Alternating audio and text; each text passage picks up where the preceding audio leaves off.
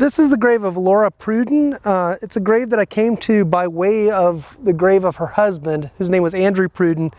He was a judge, and his grave is in one of the tonier precincts of the cemetery. But I found an article in the New York Times about him. He was a serial will changer, so famous for it locally that he went into the probate office, I think, every Friday and changed his will for many, many years. To the shock of his colleagues and especially of his son, late in his life, he married a much younger woman, Laura Pruden.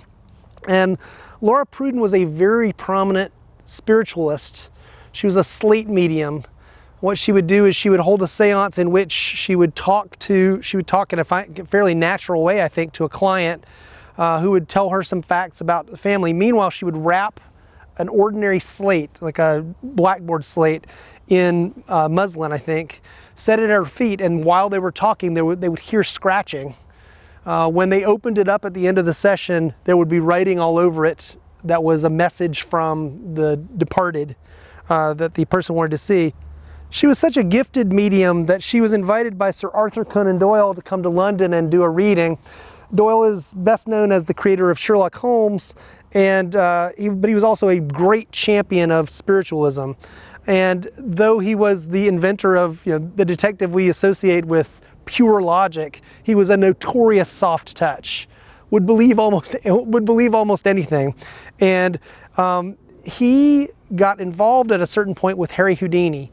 He gave Houdini a reading. Houdini was a skeptic, but he desperately wanted to believe in communication with the dead.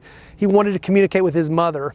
And he made it a kind of mission to debunk mountebanks, false spiritualists. And he agreed to meet with Doyle. They met in Atlantic City, I think. And Doyle and his wife gave Houdini a reading, which they thought went fabulously well. And Houdini said nothing against them. About a year later, he did let slip that he had not believed that he had been speaking to his mother, and noted that the first thing that was produced was a cross, and his mother was Jewish. Then his mother spoke eloquently in English for about 15 minutes. She spoke very little English and was not fluent in it at all. And so he had been being polite to Doyle. They then became kind of frenemies. And Doyle was championing various mediums. Houdini would often go to visit them to see if they were for real and then to debunk them. He came to Cincinnati in 1925, in part, I think, to see Laura Pruden. Laura Pruden was smart enough to avoid him during his trip here. But after she died, Pruden's son, Albert Pruden, who's buried here somewhere, though he has no stone, his brother does, he was an engineer, and he wanted to pay tribute to his mother, and he invented a kind of toy that he called the psycho-seer. And that toy was then bought by the Brunswick Billiard Company and made into the Magic 8 Ball. So the Magic 8 Ball was Laura Pruden's son's tribute to his mother's skill as a spiritualist.